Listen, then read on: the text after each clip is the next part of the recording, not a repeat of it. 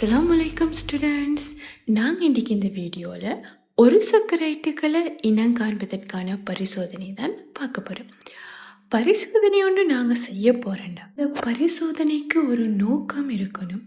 அதே மாதிரி பரிசோதனைக்கு தேவையான பொருட்கள், பரிசோதனை எந்த படிமுறையில் நாங்கள் செய்ய போகிறோம், அதே மாதிரி இந்த பரிசோதனைகள் படிமுறைக்கு நாங்கள் செஞ்சோம்னா அதில் என்ன அவதானம் எங்களுக்கு கிடைச்சிது, அந்த அவதானத்துலேருந்து நாங்கள் என்ன முடிவெடுக்க போகிறோம்ன்றது தான் முக்கியமாக இருக்குது.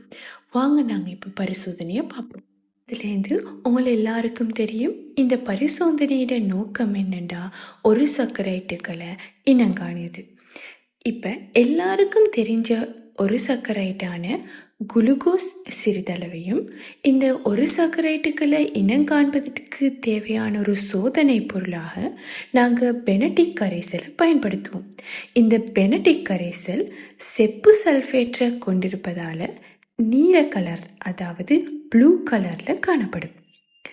அதே மாதிரி தேவையான பொருட்களாக பென்சன் சுடரடுப்பு, சோதனை குழாய், நீர் கொண்ட தாலி, இதுகள் தேவையான பொருட்களாக எடுத்துக்குவோம். முதல்ல நாங்கள் என்ன செய்தோம்னா, குளுக்கோஸை நீரில் கரைச்சி அந்த கரைசல் சிறிதளவை சோதனை குழாயில் எடுத்துக்குவோம். சோதனை குழாய்க்குள்ள நாங்கள் என்ன செய்ய போகிறோம்னா, பெனடிக் கரைசல் சில துளிகளை சேர்த்து அந்த சோதனை குழாயை நீர் கொண்ட தாலியில் வச்சு நாங்கள் வெப்பமேற்ற போகிறோம். இதை பார்த்துட்ருக்க உங்களுக்கு ஒரு சின்ன டவுட் வரையிலும், ஏன் நாங்கள் சோதனை குழாயை நேரடியாக வெப்பமேற்றாமல் நீர் கொண்ட தாலியில் வச்சு வெப்பமேற்றுன்ற டவுட் வரையிலும்.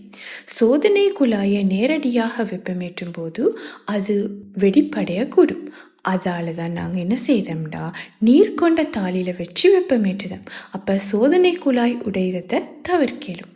இப்போ நீர் கொண்ட தாலியில் வச்சு நாங்கள் வெப்பமேற்றும் போது ஆரம்பத்தில் இருக்கும் இந்த பெனடிக் கரைசல் நீல நிறமாக இருக்கும்.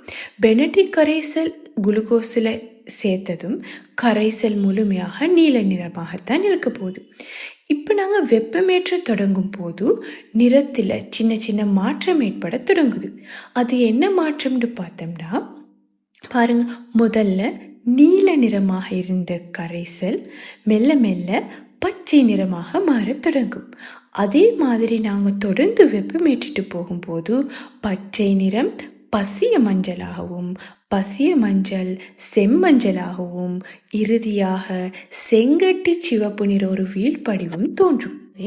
ஒரு சர்க்கரைட்டான இந்த குளுக்கோஸ் பெனடிக் கரைசல் சேர்த்து வெப்பமேற்றும் போது செங்கட்டி சிவப்பு நிற வீழ்படிவை தரும்ன்ற முடிவுக்கு நாங்கள் இந்த பரிசோதனையிலிருந்து வரோம். வீடியோ உங்களுக்கு யூஸ்ஃபுல்லாக அமையும்னு நினச்சிதேன்.